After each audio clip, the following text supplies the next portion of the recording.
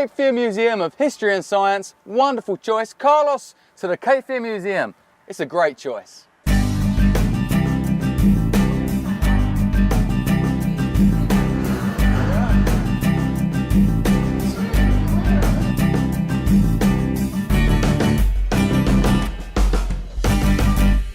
Head over to Cape Fear Memorial Bridge on Highway 17 and 76 and make a left on 3rd Street. Turn right on Market and you'll find the museum 5 blocks up on the right. Or follow 17 South on Market Street. Make a U-turn on 8th and an immediate right into the museum. There's plenty of parking.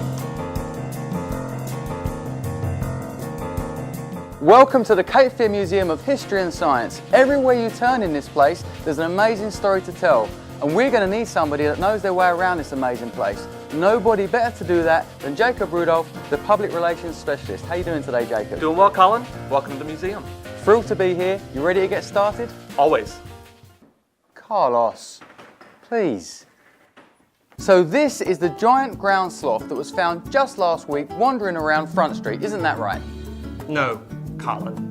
The giant ground sloth went extinct 10,000 years ago, but it would have roamed here as much as 1.5 million years ago. This one here, it was dug up about 10 minutes from here in 1991 in our own backyard. This is actually a cast of the original bones, which are safe and sound at a museum in Raleigh, and it is only one of more than 50,000 objects that we have here at the museum in our collection. 50,000. That's a lot of history. Colin, the Cape Fear Museum is steeped in history. We are actually the oldest history museum in North Carolina. We've been a fixture of downtown Wilmington for more than a century. We collect everything from Native American artifacts to old Civil War uniforms to even modern household objects. It's not just a museum of artifacts though, is it, Jacob? That's correct, Colin. Cape Fear Museum is filled with exhibits, models, galleries, all spaces that help us explore the stories of the lower Cape Fear region. Our primary exhibit space, for example, has everything from Native American artifacts to a light and sound show that's narrated stories of the Civil War Battle of Fort Fisher.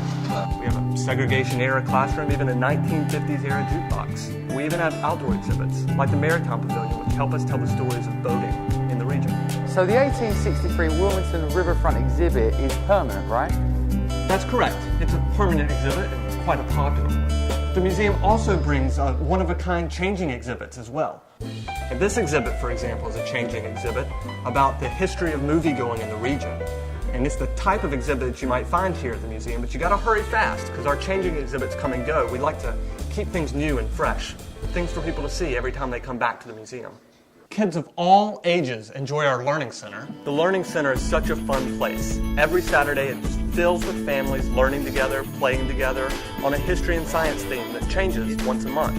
We also once a month have family workshops, which are science opportunities for families, again, to come together, learn together, discover together, and play together. So Cape Fear Museum is a great place for kids and grown-ups, right? Definitely, Colin. If you could sum it up in 4 words, the history, the science, the great programs, could you do it?